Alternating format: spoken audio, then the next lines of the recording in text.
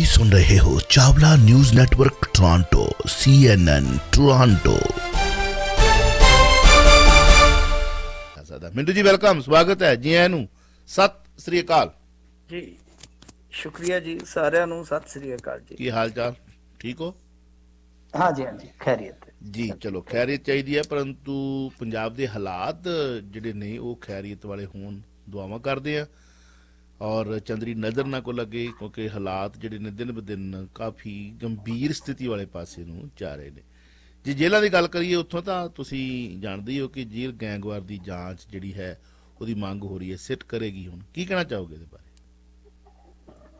ਜੀ ਭਾਜੀ ਦੇਖੋ, ਗੱਲ ਇਹ ਆ ਕਿ ਜਿਹੜੀ ਇਹ SIT ਦੀ ਹੁਣ ਜਾਂਚ ਕਰਵਾਉਣਗੇ, ਪਤਾ ਨਹੀਂ ਕਦੋਂ ਪੂਰੀ ਹੋਏਗੀ, ਕਦੋਂ ਨਹੀਂ ਪੂਰੀ ਹੋਏਗੀ। ਪਰ ਇੱਕ ਗੱਲ ਇਹ ਆ ਕਿ ਇਹਨਾਂ ਕੋਲੋਂ ਕੁਝ ਵੀ ਚੀਜ਼ ਸੰਭਲ ਨਹੀਂ ਰਹੀ। ਹੁਣ ਵੀ ਇੱਕ ਅਫਸਰ ਦੀ ਇਹ ਸਟੇਟਮੈਂਟ ਸੀ ਕਿ ਹਥਿਆਰ ਬਰਾਮਦ ਕੀਤੇ ਗਏ ਨੇ ਜੇਲ੍ਹ ਦੇ ਅੰਦਰੋਂ। ਇੱਕ ਅਫਸਰ ਇਹ ਕਹਿ ਰਿਹਾ ਸੀਗਾ ਕਿ ਹਥਿਆਰ ਕੁਝ ਵੀ ਬਰਾਮਦ ਨਹੀਂ ਹੋਏ। ਮਤਲਬ ਕਿ ਸਮਝ ਤੋਂ ਪਰੇ ਦੀ ਗੱਲ ਹੈ ਕਿ ਪੁਲਿਸ ਦੀ ਆਪਸੀ ਅੰਡਰਸਟੈਂਡਿੰਗ, ਆਪਸੀ ਤਾਲਮੇਲ ਹੀ ਹੈ ਨਹੀਂਗਾ। ਇੱਥੋਂ ਤੱਕ ਸੁਣਨ ਨੂੰ ਮਿਲ ਰਿਹਾ ਹੈ ਕਿ ਜਿਸ ਵੇਲੇ ਲੜਾਈ ਹੋਈ, 4-5 ਕਮਾਂਡੋ ਵਾਲੇ ਹੈਗੇ ਸਨ, ਕਿਉਂਕਿ ਲੜਾਈ ਕਹਿੰਦੇ ਆ ਕਿ 25 ਤੋਂ 45 ਮਿੰਟ ਚੱਲੀ ਹੈ। ਕੋਈ 25 ਕਹਿੰਦਾ, ਕੋਈ 45। ਇਹ ਗੈਂਗਵਾਰ ਛਿੜੀ ਹੋਈ ਜਿਹਦੇ ਵਿੱਚ 2 ਮਰੇ ਨੇ ਗੈਂਗਸਟਰ। ਤਾਂ ਉਹ ਗੱਲ ਇਹ ਹੈ ਕਿ ਹੁਣ 25 ਹੈ ਜਾਂ 45 ਹੈ, ਪਰ ਲੜਾਈ ਤਾਂ ਉਹ ਕਹਿੰਦੇ 2.5 ਫੁੱਟ ਆ ਜੀ। ਲੜਾਈ ਲਈ ਤਾਂ ਉਹ 2.5 ਫੁੱਟ ਹੀ ਬਹੁਤ ਹੁੰਦੇ ਨੇ। ਸੋ ਇਹ ਆਪਣੇ ਆਪ ਦੇ ਵਿੱਚ ਬੜੀ ਹੈਰਾਨਗੀ ਵਾਲੀ ਗੱਲ ਹੈ ਕਿ ਇੱਕ ਅਖਬਾਰ ਨੇ ਇੱਥੋਂ ਤੱਕ ਦਾਅਵਾ ਕੀਤਾ ਕਿ ਜਿਹੜੇ ਉੱਥੇ ਪੁਲਿਸ ਮੁਲਾਜ਼ਮ ਸਨ ਉਹਨਾਂ ਦੇ ਕੋਲ ਕੋਈ ਹਥਿਆਰ ਨਹੀਂ ਸੀਗਾ। ਮਤਲਬ ਕਿ ਡਾਂਗਾਂ ਤੱਕ ਵੀ ਨਹੀਂ ਸੀਗੀਆਂ, ਦੂਜੇ ਤਾਂ ਵੈਪਨ ਛੱਡੋ। ਸੋ ਇਸ ਕਰਕੇ ਉਹ ਹੁਣ ਮਾਮਲਾ ਜਿਹੜਾ ਕਾਫੀ ਪੇਚੀਦਾ ਹੋ ਜਾਂਦਾ ਹੈ। ਪੇਚੀਦਾ ਇਸ ਕਰਕੇ ਹੋ ਜਾਂਦਾ ਹੈ ਕਿ ਬਈ ਹੁਣ ਜੇ ਤੁਹਾਡੇ ਕੋਲ ਉੱਥੇ ਇਹੋ ਜਿਹੇ ਗੈਂਗਸਟਰਾਂ ਨੂੰ ਰੋਕਣ ਵਾਸਤੇ ਕੁਝ ਹੈ ਹੀ ਨਹੀਂ ਹੈ, ਤੁਹਾਡੇ ਕੋਲ ਕੋਈ ਹੀਲਾ ਵਸੀਲਾ ਹੀ ਨਹੀਂ ਹੈ, ਤੇ ਫਿਰ ਕੀ ਕਰੋਗੇ ਤੁਸੀਂ? ਇਹ ਬੜੇ ਵੱਡੇ ਸਵਾਲ ਨੇ। ਖੈਰ SIT ਦੀ ਜਾਂਚ ਹੋਏਗੀ। ਹੁਣ ਹੋਮ ਡਿਪਾਰਟਮੈਂਟ ਨੇ ਵੀ ਰਿਪੋਰਟ ਤਲਬ ਕੀਤੀ ਹੈ, ਕਿਉਂਕਿ ਇਸ ਜੇਲ੍ਹ ਦੇ ਕਿਸੇ ਅੱਗੇ ਵੀ ਬਹੁਤ ਵਾਰੀ ਸੁਣਾਈ ਦਿੱਤੇ ਆ। ਬਹਰਹਾਲ ਹੁਣ ਸਮਝ ਤੋਂ ਪਰੇ ਆ ਕਿ ਇਹ ਸਾਰਾ ਕੁਛ ਹੈ ਜਿਹੜਾ ਉਹ ਕਿਸ ਦੇ ਜ਼ਿੰਮੇ ਪਵੇਗਾ, ਜ਼ਿੰਮੇਵਾਰੀ ਕੌਣ ਲਵੇਗਾ? ਕਿਉਂਕਿ ਜੇਲ੍ਹ ਮੰਤਰਾਲਾ CM ਕੋਲ ਆ। ਹੁਣ CM ਜੇਲ੍ਹ ਮੰਤਰਾਲੇ ਦੀ ਜ਼ਿੰਮੇਵਾਰੀ ਤੋਂ ਫਾਰਗ ਤਾਂ ਹੋ ਨਹੀਂ ਸਕਦੇ, ਉਹਨਾਂ ਨੂੰ ਵੀ ਅੱਗੇ ਆ ਕੇ ਵੇਖਣਾ ਪਵੇਗਾ ਕਿ ਇਹ ਕਿੱਥੇ ਕਮੀ ਪੇਸ਼ੀ ਰਹੀ ਆ। ਸੋ ਜੇਲ੍ਹਾਂ ਦੇ ਵਿੱਚ ਹੁਣ ਬਹੁਤ ਗੈਂਗਸਟਰ ਬੰਦ ਨੇ। ਕੱਲੇ ਇਸੇ ਜੇਲ੍ਹ ਦੇ ਵਿੱਚ 225 ਦੇ ਕਰੀਬ ਬੰਦ ਆ। ਤੇ ਜੇ ਸਾਰੀਆਂ ਜੇਲ੍ਹਾਂ ਲਾ ਲਓਗੇ ਤਾਂ ਬਹੁਤ ਮਤਲਬ ਕਿ ਇੱਕ ਵੱਡੀ ਤਾਦਾਦ ਬਣ ਜਾਏਗੀ। ਤਾਂ ਹੁਣ ਜਦੋਂ ਇਹ ਗਰੁੱਪਾਂ ਦੀ ਆਪਸੀ ਫੁੱਟ, ਪਹਿਲਾਂ ਤਾਂ ਕਹਿ ਲਓ ਕਿ ਗਰੁੱਪ ਭਿੜ ਰਹੇ ਸਨ, ਹੁਣ ਇਹਨਾਂ ਦਾ ਜਿਹੜਾ ਇੱਕ ਤਰ੍ਹਾਂ ਨਾਲ ਕਹਿ ਲਓ ਕਿ ਆਪਸ ਦੇ ਵਿੱਚ ਬਹੁਤ ਜ਼ਿਆਦਾ ਨੇੜਤਾ ਵਾਲਾ ਕੰਮ ਸੀ ਦੋ ਗਰੁੱਪਾਂ ਦਾ, ਹੁਣ ਇਹ ਆਪਸ ਦੇ ਵਿੱਚ ਪਾੜ ਗਏ ਨੇ। ਤਾਂ ਇਹ ਵੀ ਇੱਕ ਬੜੀ ਵੱਡੀ ਸਮੱਸਿਆ ਹੈਗੀ, ਕਿਉਂਕਿ ਇਹ ਵੀ 2 ਗਰੁੱਪ ਜਿਹੜੇ ਬਹੁਤ ਵੱਡੇ ਗਰੁੱਪ ਨੇ ਜੇਲ੍ਹਾਂ ਦੇ ਵਿੱਚ। ਇਸ ਕਰਕੇ ਜੇਲ੍ਹਾਂ ਦੀ ਸਥਿਤੀ ਜਿਹੜੀ ਆ ਬਹੁਤ ਚੁਣੌਤੀਪੂਰਵਕ ਸਥਿਤੀ ਹੈ ਇਸ ਵੇਲੇ ਸਰਕਾਰ ਵਾਸਤੇ। ਜੇ ਵੇਖਿਆ ਜਾਵੇ ਮਿੰਟੂ ਜੀ, ਤਾਂ ਗੈਂਗਵਾਰ ਜਿਹੜਾ ਸਾਡੇ ਵਾਸਤੇ ਗੈਂਗਸਟਰ ਲਫ਼ਜ਼ ਹੈ, ਹਾਂਜੀ ਗੈਂਗਸਟਰ ਆ ਗਿਆ। ਇਹਦਾ ਪਹਿਲਾਂ ਜੇ ਆਪਾਂ ਵੇਖੀਏ ਤਾਂ ਗੁੰਡਾ ਲਫ਼ਜ਼ ਕਿਹਾ ਜਾਂਦਾ ਸੀ, ਗੈਂਗਸਟਰ ਹੋ ਗਿਆ। ਉਦੋਂ ਪਹਿਲਾਂ ਲੁੱਟਾਂ ਖੋਹਾਂ ਕਰਨ ਵਾਲਿਆਂ ਨੂੰ ਡਾਕੂ ਕਿਹਾ ਜਾਂਦਾ ਸੀ। ਉਹ ਘੋੜੀਆਂ ਤੇ ਆਉਂਦੇ ਸੀ, ਉਹ ਡਾਕੂ ਕੋ ਹੁੰਦੇ ਸਨ। ਇਹ ਗੈਂਗਸਟਰ ਆਪਸ ਵਿੱਚ ਲੜਾਈ, ਗੈਂਗਵਾਰ ਹੁਣ ਟਰਾਈਐਂਗਲ ਬਣਦਾ ਜਾ ਰਿਹਾ। ਜੇਲ੍ਹ ਘਰ ਜਿਹੜੀਆਂ ਨੇ ਇਹਨਾਂ ਸੁਧਾਰ ਘਰ ਮੰਨਿਆ ਜਾਂਦਾ ਸੀ, ਸੁਧਾਰ ਘਰ, ਪਰ ਇੱਥੇ ਤੇ ਵਿਗਾੜ ਘਰ ਹੈ, ਕਤਲੇਆਮ ਘਰ ਬਣਦਾ ਜਾ ਰਿਹਾ ਹੈ। ਔਰ ਜੇ ਵੇਖਿਆ ਜਾਵੇ ਤਾਂ ਜਿਹੜਾ ਆਪਾਂ ਜਿਹੜੀ ਤੁਸੀਂ ਗੱਲ ਕੀਤੀ ਹੈ ਕਿ ਇਕੱਲਾ ਗੋਇੰਦਵਾਲ ਸਾਹਿਬ ਦੇ ਵਿੱਚ ਏਡੀ ਵੱਡੀ ਤਾਦਾਦ ਦੇ ਵਿੱਚ ਇਹਨਾਂ ਲੋਕਾਂ ਦਾ ਹੋਣਾ, ਤੇ ਆਪਸ ਵਿੱਚ ਇਹਨਾਂ ਦੀ ਜਿਹੜੀ ਟਰਾਈਐਂਗਲ ਸ਼ੁਰੂ ਹੋ ਗਈ ਆ ਵਾਰ, ਉਹ ਕਾਫੀ ਖਤਰਨਾਕ ਮੋੜ ਤੇ ਹੈ। ਸਾਡੇ ਵਾਸਤੇ ਲਫ਼ਜ਼ ਹੈ ਗੈਂਗਸਟਰ, ਪਰ ਮਾਂ ਪਿਓ ਵਾਸਤੇ ਤਾਂ ਪੁੱਤ ਹੀ ਹੈ ਨਾ ਜੀ। ਚਾਹੇ ਉਹ ਧੀ ਹੋਵੇ ਤੇ ਚਾਹੇ ਪੁੱਤ ਹੋਵੇ, ਉਹਨਾਂ ਵਾਸਤੇ ਜਦੋਂ ਜਾਣ ਜਾਂਦੀ ਹੈ, ਚਾਹੇ ਉਹ ਸਿੱਧੂ ਮੂਸੇਵਾਲਾ ਸੀਗਾ, ਉਹਦੇ ਮਾਂ-ਬਾਪ ਜਿਹੜੇ ਨੇ ਅਜੇ ਵੀ ਆਪਣੇ ਇਨਸਾਫ ਵਾਸਤੇ ਉਹ ਮਤਲਬ ਤਰ੍ਹਾਂ ਦੇ ਜੋ ਵੀ ਆਪਣਾ ਉਹ ਕਾਰਵਾਈਆਂ ਕਰ ਰਹੇ ਨੇ। ਕਦੇ ਉਹਦਾ ਬਾਪੂ ਕਹਿੰਦਾ ਕਿ ਮੈਂ ਥਾਰ ਲੈ ਕੇ ਨਿਕਲੂੰਗਾ ਪੰਜਾਬ ਦੇ ਵਿੱਚ ਜਿਹੜੀ ਗੋਲੀਆਂ ਨਾਲ ਭੁੰਨੀ ਹੋਈ ਹੈ, ਮੈਨੂੰ ਇਨਸਾਫ ਚਾਹੀਦਾ। ਕੋਈ ਲਫ਼ਜ਼ ਕਦੇ ਕੁਛ, ਕਦੇ ਕੁਛ, ਕਦੇ ਕੁਛ, ਕਦੇ ਉਹ ਵਹਾ ਦੇ ਵਿੱਚ ਮਤਲਬ ਇਹੋ ਜਿਹੇ ਲਫ਼ਜ਼ ਵੀ ਬੋਲ ਜਾਂਦਾ ਹੈ ਕਿ ਜਿਹੜੇ ਮਤਲਬ ਉਹਦੀ ਮਤਲਬ ਕਹਿ ਲਓ ਕਿ ਹਾਸੋਹੀਣੀ ਸਥਿਤੀ ਜਿਹੜੀ ਹੈ ਕਰ ਦਿੰਦੀ। ਹਾਲਾਂਕਿ ਦੁੱਖ ਹੈ ਕਿ ਉਹਦਾ ਪੁੱਤ ਗਿਆ, ਇਹ ਵੀ ਮਾਵਾਂ ਦੇ ਪੁੱਤ ਨੇ। ਪਹਿਲਾਂ ਵੀ 2 ਤੁਹਾਨੂੰ ਪਤਾ ਹੀ ਹੈ ਕਿ ਮੁਕਾਬਲਾ ਹੋਇਆ ਸੀ ਸਿੱਧੂ ਮੂਸੇਵਾਲੇ ਤੋਂ ਬਾਅਦ, ਜਿਹੜਾ ਅੰਮ੍ਰਿਤਸਰ ਵਾਲੇ ਪਾਸੇ ਹਾਂਜੀ ਖੇਤਾਂ ਦੇ ਵਿੱਚ, ਹਾਂਜੀ ਉਹ ਵੀ ਇਸੇ ਹੀ ਸਿਲਸਿਲੇ ਦੇ ਵਿੱਚ ਸੀਗਾ, ਪਰ ਉਹ ਵੀ ਮਾਵਾਂ ਦੇ ਪੁੱਤ ਨੇ। ਖੈਰ, ਇਹ ਸਥਿਤੀ ਰੁਕਣੀ ਚਾਹੀਦੀ ਆ, ਦਿਨ ਬ ਦਿਨ ਗੰਭੀਰ ਹੁੰਦੀ ਜਾ ਰਹੀ ਹੈ। ਪੰਜਾਬ ਦੇ ਮੁੱਖ ਮੰਤਰੀ ਕੋਲ ਜੇਲ੍ਹ ਮਹਿਕਮਾ ਹੈ, ਉਹਨਾਂ ਨੂੰ ਇਹਦੇ ਉੱਤੇ ਕਰੜੀ ਨਿਗਾਹ ਰੱਖਣੀ ਚਾਹੀਦੀ ਆ। ਜਾਂ ਜੇ ਨਹੀਂ ਤੇ ਉਹਨਾਂ ਨੂੰ ਇਹ ਮਹਿਕਮਾ ਕਿਸੇ ਸੂਝਵਾਨ ਮੰਤਰੀ ਨੂੰ ਜਿਹੜਾ MLA ਚੁਣਿਆ ਹੋਇਆ ਉਹਨੂੰ ਦੇ ਦੇਣਾ ਚਾਹੀਦਾ, ਤਾਂ ਕਿ ਅਗਾਂਹ ਹੋਰ ਸਥਿਤੀ ਗੰਭੀਰ ਨਾ ਬਣੇ। ਖੈਰ, RSR ਫਾਰਮੂਲੇ ਵਿੱਚ ਕੇਂਦਰ ਪਤਾ ਲੱਗਾ ਕਿ ਤਬਦੀਲੀ ਲਈ ਸਹਿਮਤ ਹੈ। ਕਾਫੀ ਵੱਡੀ ਖਬਰ ਹੈ। ਜੀ ਜੀ, ਦੇਖੋ ਇਹ ਕੋਲੇ ਵਾਲਾ ਕਾਫੀ ਰੌਲਾ ਪਿਆ ਸੀਗਾ, ਇੱਥੋਂ ਤੱਕ ਕਿ ਜੋ ਸਾਡੇ ਇੱਥੇ ਚੀਫ ਮਿਨਿਸਟਰ ਸੀਗੇ ਉਹਨਾਂ ਨੇ ਖੁਦ ਵੀ ਕਿਹਾ ਸੀਗਾ ਕਿ ਇਹ ਅਡਾਨੀ ਪੋਰਟ ਨੂੰ ਫਾਇਦਾ ਪਹੁੰਚਾਉਣ ਵਾਸਤੇ ਸਾਡੇ ਨਾਲ ਅਜਿਹਾ ਕਰ ਰਹੇ ਆ। ਤਾਂ PC ਵੀ ਹੋਈ, ਇੱਕ ਵੀ ਹੋਈ, ਦੋ ਵੀ ਹੋਈ, ਮੇਰੇ ਖਿਆਲ ਦੇ ਨਾਲ 2-3 ਵਾਰੀ PC ਕੀਤੀ ਇਹਨਾਂ ਨੇ, ਆਮ ਆਦਮੀ ਪਾਰਟੀ ਵਾਲਿਆਂ ਨੇ। ਤਾਂ ਕਾਫੀ ਜਦੋਜਹਿਦ ਤੋਂ ਬਾਅਦ, ਕਾਫੀ ਕਹਿ ਲਓ ਕਿ ਆਪਸ ਦੇ ਵਿੱਚ ਖਿੱਚੋਤਾਣ ਤੋਂ ਬਾਅਦ ਅੰਤਲਾ ਹੁਣ ਇਹਨਾਂ ਨੇ ਇਹੀ ਇੱਕ ਖੁਸ਼ਗਵਾਰ ਸਮਾਚਾਰ ਸੁਣਾਇਆ ਵਾ ਕਿ ਦੇਖੋ ਜੀ, ਜਿਹੜੇ ਕੇਂਦਰੀ ਊਰਜਾ ਮੰਤਰੀ ਆ, ਕੇਂਦਰੀ ਬਿਜਲੀ ਮੰਤਰੀ ਆ, ਉਹ ਇਸ ਗੱਲ ਤੇ ਸਹਿਮਤ ਹੋ ਗਏ ਆ ਕਿ ਤੁਸੀਂ ਉੜੀਸਾ ਤੋਂ ਸਿੱਧਾ ਜਿਹੜਾ ਕੋਲਾ ਹੈ ਉਹ ਵਾਇਆ ਰੇਲ ਮਾਰਗ ਹੀ ਲੈ ਆਓ। ਮਤਲਬ ਕਿ ਸ਼ਿਪ ਦਾ ਜਾਂ ਉਧਰ ਪੋਰਟ ਵਾਲਾ ਘੁੰਮ ਘਮਈਆ ਜਿਹੜਾ ਉਹ ਤੁਹਾਨੂੰ ਨਹੀਂ ਪਏਗਾ। ਤਾਂ ਇਹ ਚੰਗੀ ਗੱਲ ਆ, ਵਧੀਆ ਗੱਲ ਆ। ਪਰ ਰੌਲਾ ਤੇ ਇਹ ਹੈ ਨਾ ਕਿ ਬਿਜਲੀ ਵਾਲਾ ਮਸਲਾ ਫਿਰ ਉੱਥੇ ਦਾ ਉੱਥੇ ਹੀ ਖਲੋ ਜਾਂਦਾ ਆ ਕਿ ਕੋਲਾ ਜਿਹੜਾ ਆ, ਕੋਲੇ ਦੀ ਨਿਕਾਸੀ ਹੋਣੀ ਆ, ਕੋਲੇ ਦੀ ਢੋਆ ਢੁਆਈ ਹੋਣੀ ਆ। ਪਰ ਰੌਲਾ ਇਹ ਆ ਕਿ ਸਾਡੀ ਪੰਜਾਬ ਦੀ ਜਿਹੜੀ ਕੰਜ਼ੰਪਸ਼ਨ ਆ, ਪੰਜਾਬ ਦੀ ਜਿਹੜੀ ਡਿਮਾਂਡ ਆ, ਉਹ ਬਹੁਤ ਜ਼ਿਆਦਾ ਵੱਧ ਰਹੀ ਆ। ਤਾਂ ਸਾਡਾ ਜਿਹੜਾ ਕਹਿ ਲਓ ਕਿ ਜਨਰੇਸ਼ਨ ਕੈਪੈਸਿਟੀ ਦਾ ਇੱਕ ਪੀਕ ਹੈ ਜਿਹੜਾ, ਉਹ ਅਸੀਂ ਹਾਸਲ ਨਹੀਂ ਕਰ ਪਾ ਰਹੇ, ਔਰ ਜਨਰੇਸ਼ਨ ਅਸੀਂ ਵਧਾ ਵੀ ਨਹੀਂ ਪਾ ਰਹੇ। ਬੇਸਿਕਲੀ ਸਮੱਸਿਆ ਇਹ ਆ, ਕਿਉਂਕਿ ਜਦੋਂ ਤੁਸੀਂ ਕੋਲੇ ਦੀ ਨਿਰਭਰਤਾ ਕੇਂਦਰ ਤੇ ਰੱਖੋਗੇ, ਜ਼ਿਆਦਾ ਰੱਖੋਗੇ ਕੋਲੇ ਤੇ ਨਿਰਭਰਤਾ ਆਪਣੀ, ਤਾਂ ਉਹ ਕਿਤੇ ਨਾ ਕਿਤੇ ਤਾਂ ਫਿਰ ਤੁਹਾਨੂੰ ਫਰਕ ਪਵੇਗਾ ਹੀ ਨਾ ਉਹਨਾਂ ਚੀਜ਼ਾਂ ਦਾ। ਚਲੋ ਇਹ ਠੀਕ ਹੈ, ਵਕਤੀ ਤੌਰ ਤੇ ਤਾਂ ਤੁਸੀਂ ਇਹ ਜੇ ਹੱਲ ਕਰ ਲਿਆ, ਪਰ ਹੁਣ ਸਮੱਸਿਆ ਤੇ ਇਹੀ ਹੈ ਨਾ ਕਿ ਸਾਡੇ ਕੋਲ ਹੋਰ ਕੋਈ ਬਹੁਤੇ ਜ਼ਿਆਦਾ ਵਸੀਲੇ ਨਹੀਂ ਬਚੇ, ਕੋਲੇ ਤੇ ਹੀ ਨਿਰਭਰਤਾ ਹੈ। ਹੁਣ ਹਰਿਆਣਾ ਦੇਖੋ ਕਿ ਸਾਡੇ ਸਰਦੂਲਗੜ੍ਹ ਤੋਂ ਮਹਿਜ਼ ਕੁਝ ਕਿਲੋਮੀਟਰ ਦੂਰ ਹੈ, ਉੱਥੇ ਉਹਨਾਂ ਨੇ ਨਿਊਕਲੀਅਰ ਪਾਵਰ ਪਲਾਂਟ ਸ਼ੁਰੂ ਕਰ ਦਿੱਤਾ, ਜਦ ਕਿ ਪੰਜਾਬੀ ਪਿਛਲੇ 30 ਸਾਲ ਤੋਂ ਇਹਦੇ ਤੇ ਲੜੀ ਜਾ ਰਹੇ ਨੇ ਕਿ ਬਈ ਲਾਈਏ ਕਿ ਨਾ ਲਾਈਏ। ਕੋਈ ਕਹਿੰਦਾ ਜੀ ਇਹ ਠੀਕ ਹੈ, ਕੋਈ ਕਹਿੰਦਾ ਆਪਾਂ ਮਰ ਜਾਵਾਂਗੇ, ਕੋਈ ਕਹਿੰਦਾ ਬਰਬਾਦ ਹੋ ਜਾਵਾਂਗੇ, ਕੋਈ ਕਹਿੰਦਾ ਨਹੀਂ ਨਹੀਂ ਨਹੀਂ ਇਹਦਾ ਫਾਇਦਾ ਹੋਏਗਾ। ਮਤਲਬ ਕਿ ਅਸੀਂ ਉਹ ਝਿਜਕਦੇ ਰਹੇ, ਉਹਨਾਂ ਨੇ ਸਾਡੇ ਬਾਰਡਰ ਤੇ ਲਾ ਦਿੱਤਾ ਕਿ।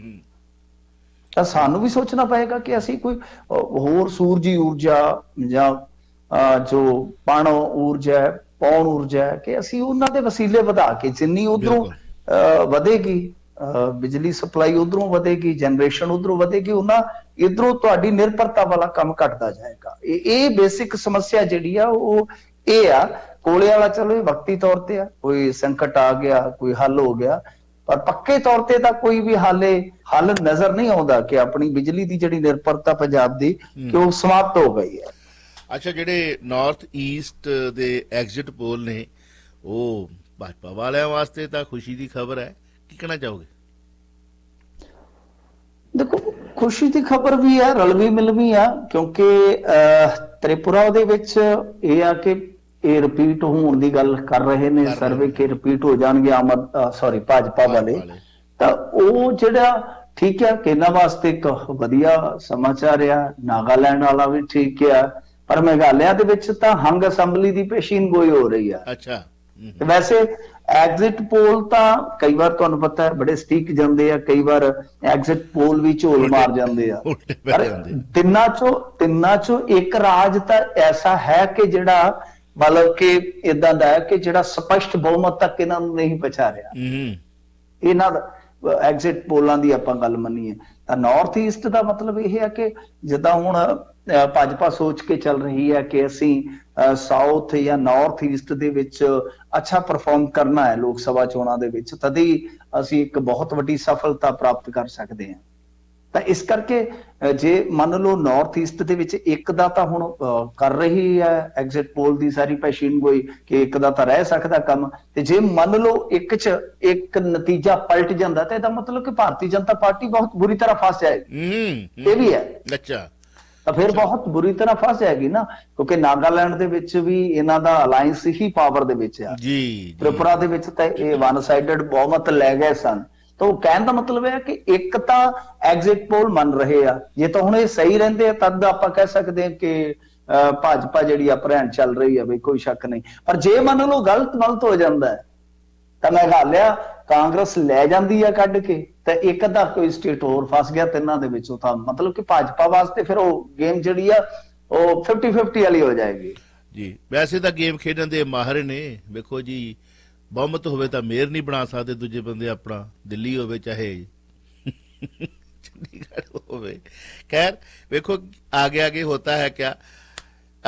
ਗੁਰਲਾਲ ਹੱਤਿਆਕਾਂਡ ਦੀ ਜੇਕਰ ਆਪਾਂ ਗੱਲ ਕਰੀਏ ਤਾਂ ਉਹਦੇ ਜਿਹੜੀਆਂ ਗਵਾਹੀਆਂ ਨੇ ਉਹਦੇ ਬਾਰੇ ਕੀ ਕਹਿਣਾ ਚਾਹੋਗੇ? ਦੇਖੋ, ਇਹ ਜਿਹੜਾ ਗੁਰਲਾਲ ਹੱਤਿਆਕਾਂਡ ਸੀਗਾ ਇਹ ਫਰੀਦਕੋਟ ਦੇ ਵਿੱਚ ਹੋਇਆ ਸੀਗਾ। ਪਹਿਲਵਾਨ ਇਹਨੂੰ ਕਹਿੰਦੇ ਸਨ ਗੁਰਲਾਲ ਨੂੰ। ਇਹ ਕਾਂਗਰਸੀ ਲੀਡਰ ਵੀ ਸੀਗਾ, ਨੌਜਵਾਨ ਸੀਗਾ।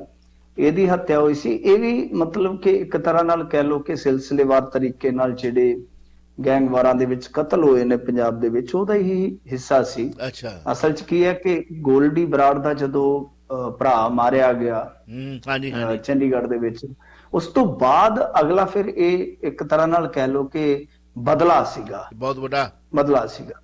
ਕਾਫੀ ਵੀਡੀਓ ਵਾਇਰਲ ਹੋਈ ਜਿਸ ਤਰੀਕੇ ਨਾਲ ਮਾਰਿਆ ਗਿਆ। ਇੱਕ ਸਾਡੇ ਇੱਥੇ ਮਲੋਟ ਦੇ ਕੋਲੇ ਮੁੰਡਾ ਮਾਰਿਆ ਸੀਗਾ, ਤਾਂ ਉਹ ਵੀ ਉਸੇ ਚੀਜ਼ ਦਾ ਹੀ ਹਿੱਸਾ ਸੀਗਾ। ਤੇ ਇੱਕ ਇਹ ਫਰੀਦਕੋਟ ਸੀ, ਇੱਕ ਮਲੋਟ ਦੇ ਲਾਗੇ ਮਾਰਿਆ ਸੀਗਾ। ਦੋ ਕਤਲ ਫੌਰੀ ਤੌਰ ਤੇ ਹੋ ਗਏ ਸਨ। ਮਤਲਬ ਕਿ ਇਹਨੂੰ ਕਹਿ ਸਕਦੇ ਹਾਂ ਕਿ ਉਹਨਾਂ ਨੇ ਵੀ ਬਦਲਾ ਲਿਆ ਸੀਗਾ ਇਹ ਕਹਿ ਕੇ। ਤਾਂ ਇਹ ਜਿਹੜੇ ਸ਼ੂਟਰ ਸੀਗੇ ਇਹ ਫਿਰ ਮੁੜ ਕੇ ਫੜ ਲਏ ਗਏ ਸੀਗੇ। ਹਾਲਾਂਕਿ ਗੁਰਲਾਲ ਦਾ ਪਿਤਾ ਕਦੇ ਵੀ ਇਸ ਜਾਂਚ ਪੜਤਾਲ ਤੋਂ ਸੰਤੁਸ਼ਟ ਨਹੀਂ ਹੋਇਆ। ਜਿਵੇਂ ਗੋਲਡੀ ਬਰਾੜ ਵੀ ਤੁਸੀਂ ਅਕਸਰ ਇੰਟਰਵਿਊ 'ਚ ਸੁਣਿਆ ਹੋਵੇਗਾ, ਕਥਿਤ ਤੌਰ ਤੇ ਦਾਅਵਾ ਕਰਦਾ ਕਿ ਬਾਈ ਸਾਡੇ ਭਰਾ ਦਾ ਨਿਆਂ ਕਿਉਂ ਨਹੀਂ ਹੋਇਆ। ਤਾਂ ਇਸ ਮਾਮਲੇ 'ਚ ਵੀ ਇਹਨਾਂ ਦੇ ਪਰਿਵਾਰ ਦਾ ਵੀ ਕਹਿਣਾ ਕਿ ਵੀ ਜਾਂਚ ਪੜਤਾਲ ਉਹ ਨਹੀਂ ਹੋਈ, ਉਸ ਪੱਧਰ ਦੀ ਨਹੀਂ ਹੋਈ ਜਿਸ ਪੱਧਰ ਦੀ ਹੋਣੀ ਚਾਹੀਦੀ ਸੀ। ਪਰ ਇਹਦੇ 'ਚ ਕੀ ਸੀਗਾ ਕਿ ਮੁੱਖ ਤੌਰ ਤੇ ਜਿਹੜੇ 2-3 ਗਵਾਹ ਸੀ ਉਹਨਾਂ ਨੂੰ ਲਗਾਤਾਰ ਧਮਕੀਆਂ ਮਿਲ ਰਹੀਆਂ ਸਨ ਕਿ ਤੁਸੀਂ ਬਹਿ ਜਾਓ। ਪਰ ਇਹ ਹੁਣ ਮਤਲਬ ਕਿ ਇੱਕ ਬੜਾ ਇੱਕ ਤਰ੍ਹਾਂ ਨਾਲ ਕਹਿ ਲਓ ਕਿ ਧਿਆਨ ਖਿੱਚਣ ਵਾਲਾ ਕੇਸ ਸੀਗਾ ਕਿ ਕੀ ਇਹਦੇ ਵਿੱਚ ਗਵਾਹੀਆਂ ਹੋਣਗੀਆਂ, ਕਿਉਂਕਿ ਹੁਣ ਸਪਸ਼ਟ ਤੌਰ ਤੇ ਹੀ ਗਵਾਹਾਂ ਨੂੰ ਜਦੋਂ ਤੁਹਾਨੂੰ ਪਤਾ ਹੀ ਹੈ ਕਿ ਚੇਤਾਵਨੀਆਂ ਮਿਲਣ, ਜਦੋਂ ਧਮਕੀਆਂ ਮਿਲਣ, ਬਹੁਤ ਔਖਾ ਹੋ ਜਾਂਦਾ ਹੈ। ਪਰ ਇਹ ਪਹਿਲੀ ਕਿਸਮ ਦਾ ਮਾਮਲਾ ਹੈ ਇਸ ਏਰੀਏ ਦੇ ਵਿੱਚ ਕਿ ਜਿਹੜੇ ਗਵਾਹ ਸੀ ਉਹ ਸਾਰੇ ਦੇ ਸਾਰੇ ਭੁਗਤੇ ਨੇ। ਤੇ ਉਹਨਾਂ ਦੇ ਵਿੱਚੋਂ ਜਿਹੜਾ ਚਸ਼ਮਦੀਦ ਸੀਗਾ ਉਹਨੇ ਤੇ ਸ਼ੂਟਰਾਂ ਦੀ ਸ਼ਨਾਖਤ ਵੀ ਕੀਤੀ ਹੈ। ਤਾਂ ਜਿਹੜਾ ਦੂਸਰਾ ਗਵਾਹ ਸੀ ਮੇਨ, ਉਹ ਵੀ ਸਟੈਂਡ ਕਰ ਗਿਆ। ਤਾਂ ਇਹ ਆਪਣੇ ਆਪ ਦੇ ਵਿੱਚ ਇੱਕ ਖਾਸੀ ਵੱਡੀ ਗੱਲ ਹੈ ਕਿ ਜਿਸ ਵੇਲੇ ਗੈਂਗਸਟਰਾਂ ਦਾ ਬਹੁਤ ਦਾਅਵਾ ਹੈ ਉਰੇ, ਜਿਸ ਵੇਲੇ ਬਹੁਤ ਜ਼ਿਆਦਾ ਕਹਿ ਲਓ ਕਿ ਇੱਕ ਡਰ ਹੈ, ਤਾਂ ਉਸ ਦੌਰ ਦੇ ਵਿੱਚ ਇਸ ਤਰ੍ਹਾਂ ਦੇ ਹਾਈ ਪ੍ਰੋਫਾਈਲ ਮਾਮਲੇ ਦੇ ਵਿੱਚ ਗਵਾਹੀਆਂ ਹੋ ਜਾਣੀਆਂ ਕਾਫੀ ਮਾਇਨਾਖੇਜ਼ ਮਾਮਲਾ ਹੈ। ਅੱਛਾ, ਜੇ ਅਸੀਂ ਗੱਲ ਕਰੀਏ ਤਾਂ ਪੁਲਿਸ ਅਫਸਰ ਢਿੱਲੋਂ ਉਹਨਾਂ ਨੂੰ ਵੱਡੀ ਰਾਹਤ ਮਿਲਦੀ ਖਬਰ ਹੈ, ਉਹਦੇ ਬਾਰੇ ਕੀ ਕਹਿਣਾ ਚਾਹੋਗੇ? ਹਾਂਜੀ, ਦੇਖੋ ਜਿਹੜਾ ਇਹ ਢਿੱਲੋਂ ਵਾਲਾ ਮਸਲਾ ਸੀ, ਇਹ ਗੁਰਿੰਦਰ ਢਿੱਲੋਂ ਵਾਲਾ, ਇਹਦੇ 'ਚ ਸਾਹਮਣੇ ਪੁਲਿਸ ਅਫਸਰ ਹੀ ਸੀਗਾ ਜਿਹੜਾ ਕਿ ਬੜਾ ਕਹਿ ਲਓ ਕਿਸੇ ਵੇਲੇ ਦਾ ਮਸ਼ਹੂਰ ਕਹਿ ਲਓ, ਬਦਨਾਮ ਕਹਿ ਲਓ, ਥੋੜਾ ਮਸ਼ਹੂਰ ਥੋੜਾ ਬਦਨਾਮ, ਤਾਂ ਸ਼ਿਵ ਕੁਮਾਰ। ਅਸਲ ਦੇ ਵਿੱਚ ਇਸੇ ਨੇ ਹੀ ਇਹ ਜਿਹੜਾ ਬੜਾ ਖਾਸ ਰਿਹਾ ਲੀਡਰਾਂ ਦਾ, SSP ਵੀ ਰਿਹਾ ਸ਼ਾਇਦ ਕਿ SP ਸੀਗਾ, ਮੈਨੂੰ ਹੁਣ ਪੱਕਾ ਯਾਦ ਨਹੀਂ ਇਹਦਾ ਰੈਂਕ ਕੀ ਸੀਗਾ, ਪਰ ਬਹੁਤ ਚਰਚਿਤ ਸੀ, ਸ਼ਾਇਦ SSP ਸੀਗਾ, ਹੁਣ ਤਾਂ ਸਾਬਕਾ ਹੋ ਗਿਆ। ਤਾਂ ਇਹ ਦੋਸ਼ ਜਿਹੜਾ ਸਾਬਕਾ SSP ਸੀ ਸ਼ਿਵ ਕੁਮਾਰ, ਉਹਨੇ ਲਾਇਆ ਸੀਗਾ ਕਿ ਗੁਰਿੰਦਰ ਢਿੱਲੋਂ ਨੇ ਮੇਰੇ ਕੋਲੋਂ 22 ਲੱਖ ਰੁਪਏ ਮੰਗੇ ਆ। ਮਤਲਬ ਕਿ ਕੋਈ ਜਾਂਚ ਪੜਤਾਲ ਸੀਗੀ, ਜਾਂਚ ਪੜਤਾਲ ਗੁਰਿੰਦਰ ਢਿੱਲੋਂ ਕਰ ਰਿਹਾ ਸੀਗਾ। ਉਹ ਜਾਂਚ ਪੜਤਾਲ ਕੀ ਸੀਗੀ ਕਿ ਉਹ ਇੱਕ ਸ਼ਾਇਦ ਕੋਈ ਮਾਮਲਾ ਸੀਗਾ ਸ਼ਿਵ ਕੁਮਾਰ ਦੇ ਖਿਲਾਫ। ਵੈਸੇ ਉਹ ਪਟਵਾਰੀ ਜਿਹੜਾ ਜਿਹਨੇ ਕਿਹਾ ਸੀਗਾ ਕਿ ਮੈਂ ਜਦੋਂ ਫਰਦ ਦੇ ਕੁਝ ਪੈਸੇ ਮੰਗੇ, ਕੁਝ ਰੁਪਏ ਮੰਗੇ, ਤੇ ਇਹਨੇ ਚੁੱਕ ਕੇ ਮੈਨੂੰ ਬਹੁਤ ਜ਼ਿਆਦਾ ਜ਼ਲੀਲ ਕੀਤਾ ਤੇ ਬਹੁਤ ਮਤਲਬ ਕਿ ਮਾਰਿਆ ਕੁੱਟਿਆ, ਮੇਰੇ ਕੇਸਾਂ ਦੀ ਬੇਅਦਬੀ ਕੀਤੀ ਵਗੈਰਾ ਵਗੈਰਾ। ਉਹ ਦੋਸ਼ ਲੱਗੇ ਸਨ ਜਦੋਂ ਅਮਰਿੰਦਰ ਸਿੰਘ ਸਰਕਾਰ ਜਿਹੜੀ ਹੈ ਪਾਵਰ ਚ ਆਈ ਸੀਗੀ। ਤਾਂ ਉਸ ਤੋਂ ਬਾਅਦ ਜਾਂਚ ਪੜਤਾਲ ਆਰੰਭੀ ਗਈ ਸੀਗੀ, ਤਾਂ ਉਲਟਾ ਸ਼ਿਵ ਕੁਮਾਰ ਨੇ 22 ਲੱਖ ਰੁਪਏ ਦਾ ਦੋਸ਼ ਲਾ ਦਿੱਤਾ ਸੀਗਾ ਕਿ ਕਲੀਨ ਚਿੱਟ ਬਦਲੇ ਇਹ ਅਫਸਰ ਮੈਥੋਂ ਪੈਸੇ ਮੰਗ ਰਿਹਾ। ਤਾਂ ਇਹ ਮਾਮਲਾ ਜਿਹੜਾ ਉਹ CBI ਕੋਲੇ ਚਲਾ ਗਿਆ। ਤਾਂ CBI ਨੇ ਹੁਣ ਇਨਵੈਸਟੀਗੇਸ਼ਨ ਬੰਦ ਕਰ ਦਿੱਤੀ ਹੈ, ਇਹ ਕਹਿ ਕੇ ਕਿ ਦੇਖੋ ਜੀ ਇਹਦਾ ਕੋਈ ਵੀ ਮਾਮਲਾ ਜਿਹੜਾ ਉਹ ਬਣਦਾ ਨਹੀਂ ਹੈ। ਤਾਂ ਇਹਦਾ ਨਤੀਜਾ ਤੇ ਫਿਰ ਇਹੋ ਹੀ ਨਿਕਲਦਾ ਹੈ ਨਾ ਕਿ ਅਸਲ ਦੇ ਵਿੱਚ ਇਹ ਸਾਰਾ ਕੁਝ ਜਿਹੜਾ ਫਿਰ ਕੀਤਾ ਗਿਆ ਤਾਂ ਉਸ ਵੇਲੇ ਜਾਂਚ ਨੂੰ ਪ੍ਰਭਾਵਿਤ ਕਰਨ ਵਾਸਤੇ ਹੀ ਕੀਤਾ ਗਿਆ ਹੋ ਸਕਦਾ, ਜਾਂ ਮਤਲਬ ਕਿ ਉਸ ਅਫਸਰ ਨੂੰ ਥੋੜਾ ਡਰਾਉਣ ਵਾਸਤੇ। ਤਾਂ ਕਾਫੀ ਮਾਮਲਾ ਪੇਚੀਦਾ ਵੀ ਹੈ ਤੇ ਕਾਫੀ ਮਾਮਲਾ ਸੰਜੀਦਾ ਵੀ ਹੈ। ਦੋਸਤੋ ਤੁਸੀਂ ਗੱਲਬਾਤ ਸੁਣੀ ਹੈ ਮਿੰਟੂ ਗੁਰੂ ਸਰੇਜ ਨੇ ਕਾਫੀ ਦਿਨਾਂ ਬਾਅਦ, ਔਰ ਤਬੀਅਤ ਅਜੇ ਵਤਨ ਤੋਂ ਵਾਪਸ ਆਉਣ ਤੋਂ ਬਾਅਦ ਕਦੇ ਕਦੇ ਖਾਂਸੀ ਆ ਜਾਂਦੀ, ਉੱਥੋਂ ਜਾਂ ਜੜ ਜਾਂਦਾ, ਉਸ ਲਈ ਮੈਂ ਖੇਮਾ ਦਾ ਜਾਚਕ ਹਾਂ। ਸੋ ਅਸੀਂ ਇੱਥੇ ਹੀ ਇਸ ਸੈਗਮੈਂਟ ਨੂੰ ਸਮਾਪਤ ਕਰਾਂਗੇ। ਕੱਲ ਫੇਰ ਨਵੀਂ ਗੱਲਬਾਤ ਲੈ ਕੇ ਹਾਜ਼ਰ ਹੋਵਾਂਗੇ। ਮਿੰਟੂ ਜੀ ਤੁਹਾਡਾ ਬਹੁਤ ਬਹੁਤ ਧੰਨਵਾਦ, ਸ਼ੁਕਰੀਆ, ਸਤਿ ਸ਼੍ਰੀ ਅਕਾਲ। ਤੁਸੀਂ ਸੁਣ ਰਹੇ ਹੋ Chawla news network Toronto CNN Toronto.